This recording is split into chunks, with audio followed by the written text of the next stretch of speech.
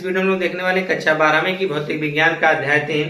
तो अध्याय 3 यानी विद्युत धारा, तो इसके हम लोग न्यूमेरिकल्स को हल करेंगे। यह जो भी न्यूमेरिकल्स इसके करवा रहे हैं हम, यह एनसीईआरटी की बुक से करवा रहे हैं, ठीक है। तो आप लोग एनसीईआरटी की बुक में अगर आप देखेंगे अध्याय 3 का जो पहला क्वेश्चन दे रखा है 3.1 में क्या कहा है आपसे, कहा है कि किसी कार की संचायक बैटरी का विद्युत वाहक बल 12 वोल्ट है। यदि बैटरी का आंतरिक प्रतिरोध 0.4 ओम हो तो बैटरी से ली जाने वाली अधिकतम धारा का मान क्या होगा। आपसे पूछा गया है कि बैटरी से ली जाने वाली अधिकतम धारा यानी आई मैक्स का मान आपसे पूछ रहा है।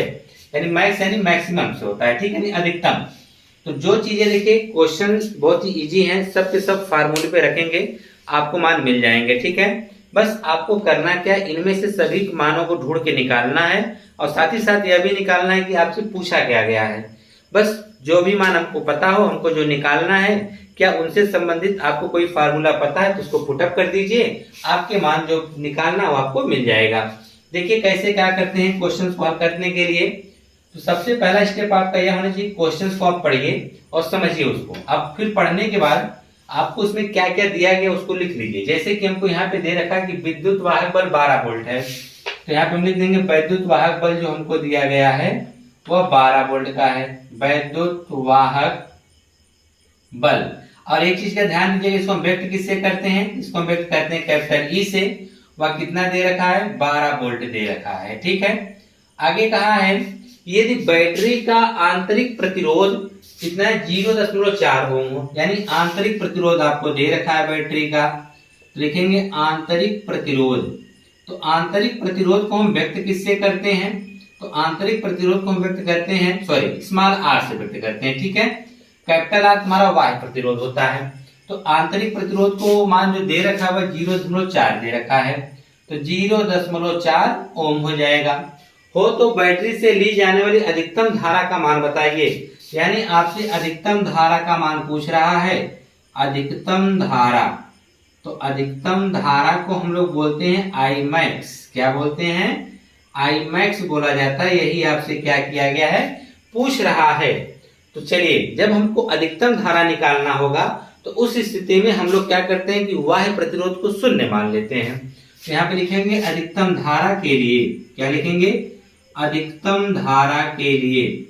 तो हो जाएगा अधिकतम धारा के लिए कैपिटल आर बराबर हम क्या मान लेते हैं, शून्य मान लेते हैं। क्योंकि जो हमारा बाह्य प्रतिरोध होता है उसको हम शून्य मानेंगे, तब जाके हमको अधिकतम धारा मिल जाएगी। तो यहाँ पर हमारे पास फार्मूला होता है आई बराबर क्या होता है, कैपिटल ई और बटा में स्मॉल आर और प्लस आर होता है, कैपिटल आर। यह संबंध आप जानते हैं क्योंकि यह संबंध इसी से सब है। देखिए ई भी है, आर भी है, आई भी है, कैपिटल आर भी है। इससे संबंधित कौन सा फार्मूला है कि आई बराबर ई बटा capital R plus small r, यानी बाह्य प्रतिरोध बटा आंतरिक बाह्य प्रतिरोध प्लस आंतरिक प्रतिरोध होता है, ठीक। यह फार्मूला हो गया। अब इसी फार्मूले में हम सभी मानों को रखने वाले हैं। अब यहाँ पे हमको आई मैक्स निकालना है, यानी मैक्सिमम धारा के लिए। तो आपका ई का मान कितना दे रखा है, 12 वोल्ट, तो यहाँ 12 रख दीजिए। कैपिटल आर 0 है तो आप 0 रखेंगे यहाँ पर, प्लस स्मॉल आर का मान आपने निकाल दिया रखा है कितना, 0.4 दे रखा है, ठीक। और यहाँ पर आई मैक्स निकालना है, यानी आई मैक्सिमम धारा का मान अधिकतम। अब हो जाएगा 12। अब एक चीज का ध्यान देंगे, 0 में आप 0.4 जोड़ रहे हैं तो उस पर कोई फर्क नहीं पड़ेगा, वह 0.4 का 0.4 ही रहेगा। अगर इसका आप 0.1 अंक है, अगर इसको हटाते हैं ऊपर क्या बढ़ जाएगा, एक तो 0 बढ़ जाएगा और नीचे का 0.1 अंक के बाद क्या होगा, खत्म हो जाएगा। क्यों, क्योंकि 0.1 अंक है ना, 0.1 कितने अंक है, 1 अंक है, एक 0 ऊपर बढ़ाएंगे 0 खत्म हो जाएगा।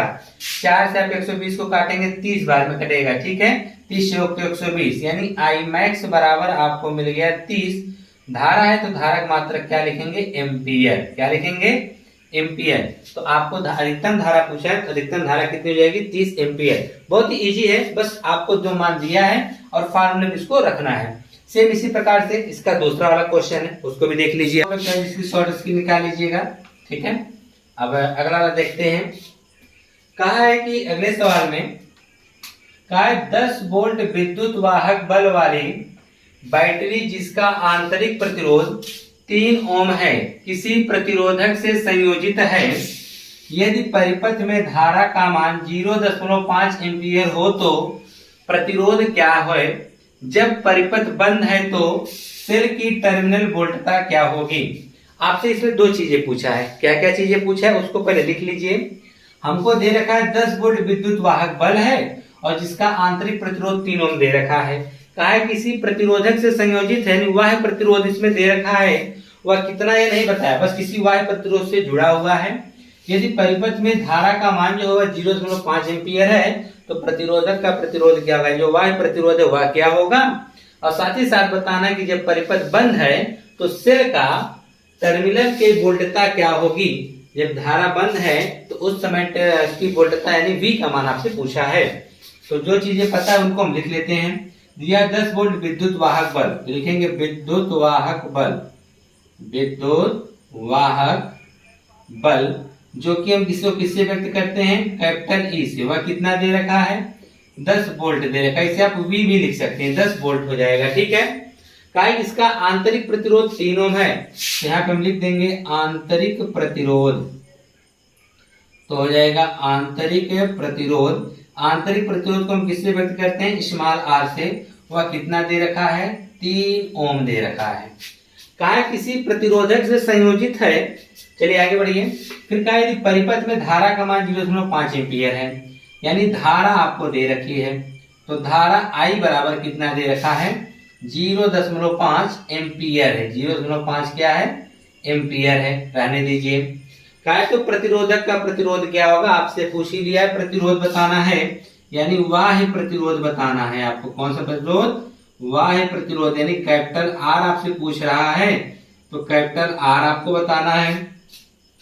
जब परिपथ बंद है तो सेल की टर्मिनल वोल्टता क्या होगी।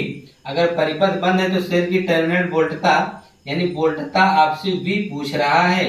क्या पूछ रहा है, V आपसे क्या कर रहा है, पूछ रहा है। तो चलिए क्वेश्चंस को हम किस प्रकार से लगाएंगे। तो अभी हमने पहला क्वेश्चन देखिए यार, तो पहले क्वेश्चन में हमने इन सब की मदद से उसमें धारा निकाला था ना। आज उसी सूत्र की सहायता से इसमें हम क्या निकालेंगे, बाह्य प्रतिरोध निकालेंगे। तो सूत्र आपका था I बराबर कैपिटल E क्या बटा स्मॉल r प्लस r कहिए या capital R plus small r, आगे पीछे हो सकता है। ठीक, यह आपके लिए सूत्र है। तो यहाँ पे आप लिख सकते हैं सूत्र I बराबर कैपिटल E बटा small r plus capital R। ठीक है। तो अब हम सभी मानों को पुटअप करेंगे। तो I का मान दे रखा है 0.5, तो आप भी रखो 0.5 बराबर स्मॉल E का मान 10 वोल्ट रखा है तो आप भी रखो 10। स्मॉल R का मान 3 है तो 3 रखिए, प्लस यहाँ कैपिटल R तो आपको निकालना है। अब जानते हैं जिसके बटा हम कुछ नहीं उसके बटा हम 1 कर सकते हैं। अब हम इसका तिरिया गुणा करके बटा ही खत्म करते हैं। तो इसका गुणा इसमें करिए, 1 का गुणा इसमें करिए, इसका इसमें गुणा करेंगे तो आएगा 0.5 कोष्टक में 3 प्लस R हो जाएगा बराबर 10 1 कम 10। अब हमको R का मान चाहिए ना, इसे 2.5 को इधर भेजेंगे, 0.5 को क्या करेंगे, इधर भेज देंगे। तो हो जाएगा 3 प्लस R बराबर 10 बटा 0.5। अब आप जानते हैं कि यह बटा में दशमलव है, एक अंक पे दशमलव हटाएंगे तो ऊपर क्या बढ़ा देंगे, 0। चलिए यहाँ पे ना बढ़ा के हम अगले लाइन में बढ़ा देते, तो यह हो जाएगा 100/5। कितना हो जाएगा, 100/5 हो जाएगा। अगर आप इसे 5 से भाग भी करेंगे तो अब 20 बार में जाएगा। तो 3 प्लस R बराबर कितना हुआ, 20। तो उधर कर दीजिए 3 को, तो 3 इधर प्लस उधर जाके माइनस होगा, कितना आ जाएगा 17 ओम। यानी आपसे पूछा है ना प्रतिरोधक का प्रतिरोध क्या होगा, तो आप यहाँ पे लिख सकते हैं प्रतिरोधक का प्रतिरोध जो होगा 17 ओम होगा। प्रतिरोधक का प्रतिरोध बराबर यानी कैपिटल R बराबर कितना होगा, 17 ओम होगा। फिर कहा है कि जब परिपथ बंद हो तो सेल का टर्मिनल वोल्टता बतानी है। तो टर्मिनल वोल्टता यानी आपसे V का मान पूछा है ना, तो आप जानते हैं एक संबंध होता है क्या, R बराबर V/I से। क्या होता है, V/I से। तो R का मान 17 है तो 17 रखिए यहाँ पर। V का मान निकालना, तो रहने दीजिए। I देखिए यहाँ पे धारा का मान दे रखा है 0.5, तो हो जाएगा 0.5। अगला स्टेप देखिए, इसके इधर भेज दीजिए बट्टा में, इधर आके गुणा हो जाएगा।